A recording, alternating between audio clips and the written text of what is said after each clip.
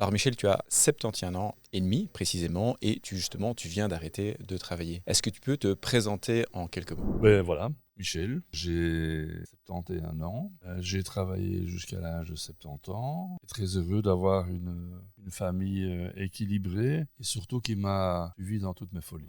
Selon toi, quels sont les clichés, les préjugés que les recruteurs, les managers, les HR peuvent avoir pour les personnes de plus de 50 ans? Je pense qu'ils ont parfois encore l'idée qu'ils ont de leurs parents, qui effectivement, à l'inverse des nouvelles générations, ont eu une carrière professionnelle que je vais dire linéaire. Pour la plupart, sont rentrés après l'université ou les humanités et ont fait toute une carrière dans la même boîte. Et qui, pour des problèmes peuvent être médicaux, se sont arrêtés et ont vu leurs parents décliner et donc ne plus avoir certaines capacités qui leur auraient permis de. Alors que, je dirais, aujourd'hui, je pense qu'il y a cette facilité et cette diversité au niveau des nouveaux managers ou des managers qui vont effectivement profiter ou devraient profiter des compétences acquises par les personnes de 50 ans et qui vont, elles aussi, apporter du sang neuf à l'entreprise par leur vision et surtout être directement opérationnels dans leurs fonctions, qu'on ne va pas devoir les coacher en leur expliquant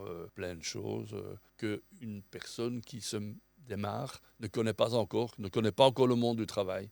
Parce que d'une part, il y a la mission qu'on a à faire pour l'entreprise, mais il y a aussi, ce qui est très important, adapter au mode de vie de l'entreprise. Accepter son nouveau collègue avec ses tics et ses tocs, ses habitudes. Ce que tu veux dire, c'est qu'à côté on va dire, tes hard skills, ce que tu as effectivement appris dans ta fonction spécifique, il y a l'ensemble des compétences relationnelles, de communication et autres que tu peux beaucoup plus valoriser de par ton expérience. Bien sûr, et je reprendrai un exemple de la vie de tous les jours. Je vois que en tant que grand-père, et qu'on peut se considérer peut-être pour l'entreprise de grand-père, que des choses que nous allons expliquer aux jeunes, aux petits-enfants, vont plus facilement l'accepter que des personnes qui le sont en direct. Mhm. Et donc, on va pouvoir apporter effectivement... Et tu évoquais aussi une expérience de la gestion des conflits, qui pouvait être aussi une manière assez différente. Tu as évoqué une réunion ou avec des plus jeunes qui ont un tempérament et Voilà, avec l'âge, on est un peu plus voilà, posé, on va dire. voilà. On va effectivement être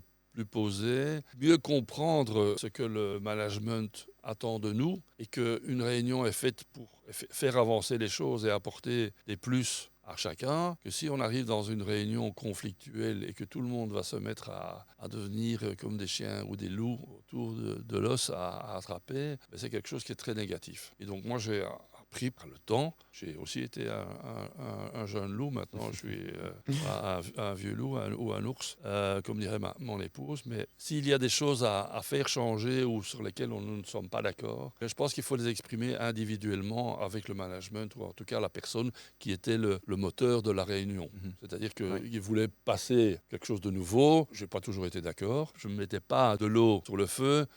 Et ça, c'est quelque chose qu'on apporte à l'entreprise aussi, cette quiétude, ce calme, cette sérénité, cette compassion, sans pour ça devenir une guimauve, quoi. Oui, Je veux bien dire, sûr. Oui, oui. voilà, le dash, on est là pour ça. Mhm. Je pense on peut avoir, par notre expérience, eh bien, on va mieux manager les échecs éventuels. Alors, quand je dis échecs, dans le cycle de vente, puisque, effectivement, je suis un vendeur depuis toujours. J'ai toujours occupé cette fonction-là à différents niveaux. C'est qu'on va mieux les accepter et on va mieux rebondir. Je veux dire qu'on est vraiment, je pense, comme une balle neuve. Quand on joue au tennis, on ne doit pas, comme une balle de squash, on ne doit pas commencer à nous échauffer pour avancer. Ouais. Est-ce que ton point est de dire qu'il ne faut pas se limiter à la description de fonction, donc aux tâches qui y sont écrites, mais aussi et surtout regarder la personnalité, donc la personne qui va accomplir la mission qui est décrite dans la fonction? Le recruteur doit savoir, par rapport à l'entreprise pour laquelle il a une mission, quelle est cette mission et trouver le profil le plus adapté. Et l'âge n'a pas d'importance. Alors on a souvent l'objection de dire qu'une personne beaucoup plus âgée coûte trop cher. Qu'est-ce que tu en penses? Qu'est-ce qui est cher et qu'est-ce qui est pas cher? Quelque chose de pas cher peut s'avérer cher. Parce qu'effectivement, une personne qui n'est pas chère ou qui n'a pas les compétences, il faudra la former. La personne qui est peut-être chère en apparence est directement opérationnelle, quasiment. Et donc, ça veut dire que le retour en investissement, il est direct. Tu évoquais qu'il fallait trouver de la passion pour faire son travail convenablement, pour être motivé. Est-ce que les deux sont intimement liés? Alors, la motivation, c'est de dire, tiens, on a une chance de trouver du travail à 50 ans, donc on va montrer qu'on est méritant. Et je pense que ça, c'est une très belle motivation. C'est de dire, on te fait confiance, tu vas développer un nouveau business ou un business existant et tu vas réussir dans ton entreprise. l'entreprise. Et ça, c'est une très belle motivation. Je dirais que d'avoir confiance et d'avoir la chance de trouver un job à 50 ans, déjà une chose. Et dire, bon, écoute, voilà, maintenant tu y vas, quoi. Et ça, c'est une belle motivation, la confiance. Je veux dire, si je vais revenir au tout début, mon épouse, si elle ne m'avait pas fait confiance dans mon travail, je n'y suis jamais arrivé. Et cette confiance est très importante, c'est qu'on se sent libre. On sait qu'il y en a quand même, à un certain moment, des limites de l'entreprise. Mais savoir que vous avez... Et moi, c'est quelque chose que j'ai besoin. C'est sentir qu'on me fait confiance. Et à ce moment-là, la motivation, elle est là. S'il n'y a pas la confiance, c'est très compliqué. Si je comprends bien, ce que tu conseilles, c'est passer 50 ans, essayer de se recentrer sur ses passions pour les inclure au quotidien. Mes passions m'ont toujours permis effectivement de garder cette motivation dans mon travail de tous les jours. Le côté sportif et challenge, comme on l'a évoqué au moment où j'étais manager. À partir du moment, bon, ça, je peux me tromper, mais quand on est sportif, on se fixe des buts. Et si on n'est pas sportif, quels sont les buts ? J'ai mis des doutes. Si on fait de la compétition, c'est pour gagner, pas pour être le dernier. Alors, une des objections est de dire que les plus de 50 ans sont relativement rigides. Alors qu'au contraire, on pourrait dire que non, ils ont plus de flexibilité, on va dire, au quotidien, même financièrement. Voilà, la maison est déjà payée, les enfants ont déjà quitté le foyer. Bien évidemment, je dirais que lorsqu'on a un jeune couple, qu'on a des jeunes enfants, les petits bobos, les petites sollicitations sont plus importantes que quand les enfants sont plus à la maison. Quand on est jeune, on aspire à beaucoup de choses. Quand on est vieux aussi. Parce que moi j'aime bien acheter de nouvelles guitares, etc. C'était aussi une motivation aussi très importante en tant que vendeur. Et j'avais lu un bouquin qui était très intéressant, et c'était des Américains qui disaient ça et qui poussaient en fait leurs vendeurs à faire des dettes. Et quand on a des dettes, on doit réussir ses objectifs. On se met la pression. On se met la pression. Si on n'en a pas, on en a moins. Par contre, moi, j'ai toujours eu besoin, effectivement, de nouveautés, quelles qu'elles soient, et qui fait que, d'une part, on va être plus présent et plus flexible pour l'entreprise. Et je me souviendrai toujours un matin où le président de l'entreprise pour laquelle je travaillais à l'époque, à Tempo, j'ai M. Fabrice de Salaberry qui m'appelle. Michel, on a un problème. Okay, si tu m'en parles, c'est que je devais probablement être la solution. Écoute, ton collègue qui devait faire une présentation au sein du groupe à Lisbonne, il est dans son lit, il ne bouge plus. Et toi, tu es la deuxième personne qui connaît, qui peut faire la présentation. Je dis, écoute, il n'y a pas de problème. Je dis, à quelle heure je dois être à Lisbonne ? Je dis, mais je peux être à Lisbonne à 4 heures. Il faut que je trouve un avion, il faut que ceci, il faut que cela. Je vais prévenir quand même mon épouse que pendant 3 jours, je serai plus là. Cette flexibilité, je l'ai. Je ne dois pas aller chercher les enfants, etc.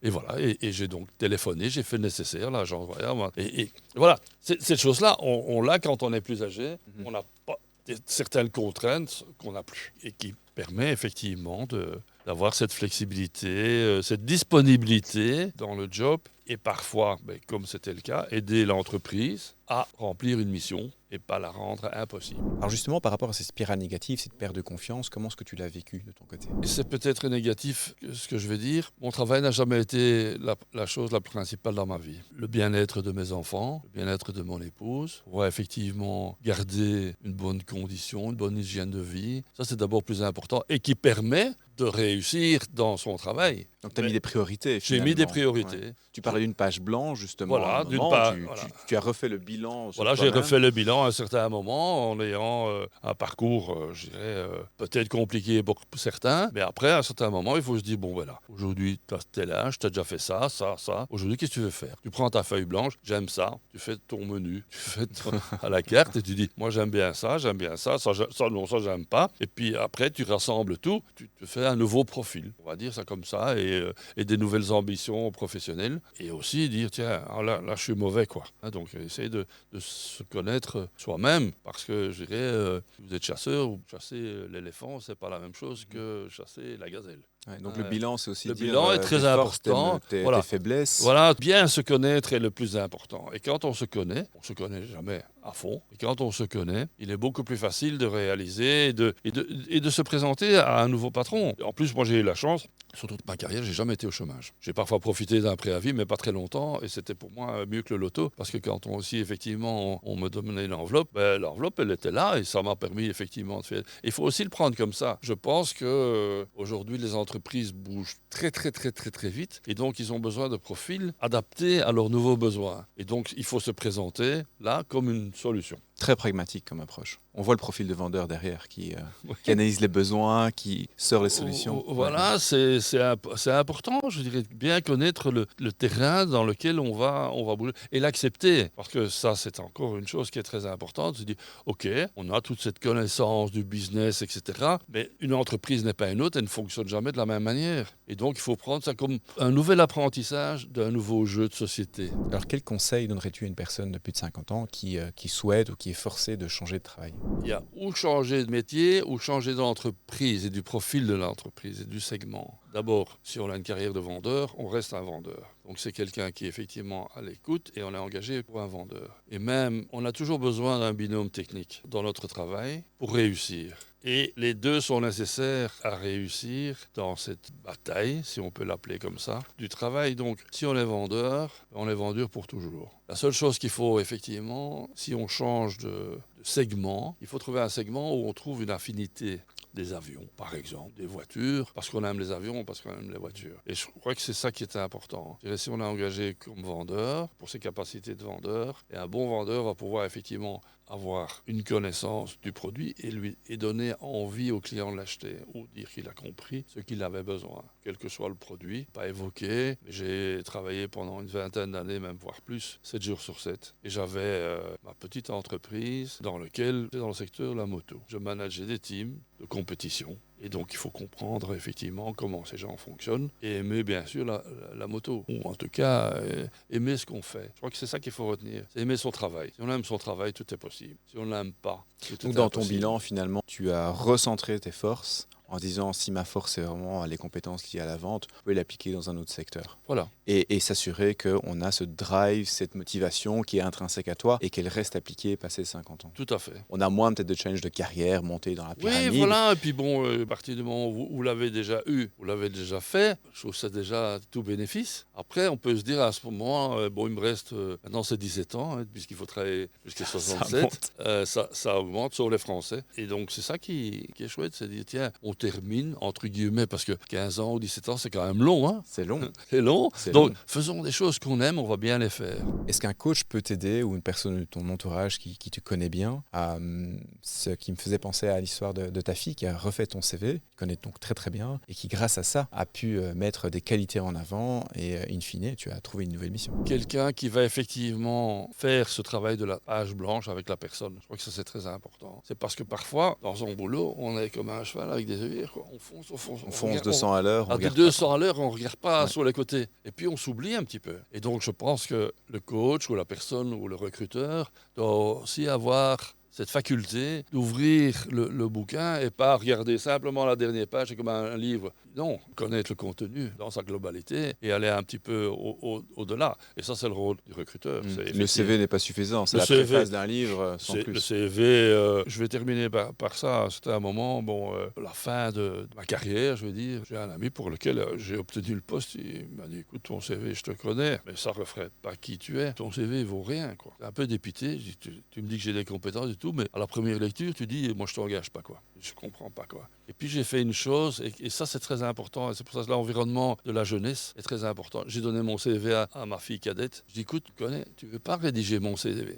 Et elle a rédigé mon CV, et puis j'ai regardé, et elle a mis en avant des choses que moi, je n'avais pas mis en avant, parce que j'étais parti dans la ligne droite, et puis j'ai continué à bosser jusqu'à 70 ans, parce que j'avais un CV qui tenait la route, qui était plus lisible. Le regard de quelqu'un qui te connaît bien. Voilà. Sous un autre angle. Sous un autre angle, c'était là. Et elle a été hésitante. Enfin, papa, je ne peux pas, si je te le demande, vas-y. Et je crois que c'est très important. Il ne faut pas avoir peur de se remettre en question. Dire, j'ai des qualités, j'ai des défauts, je les connais.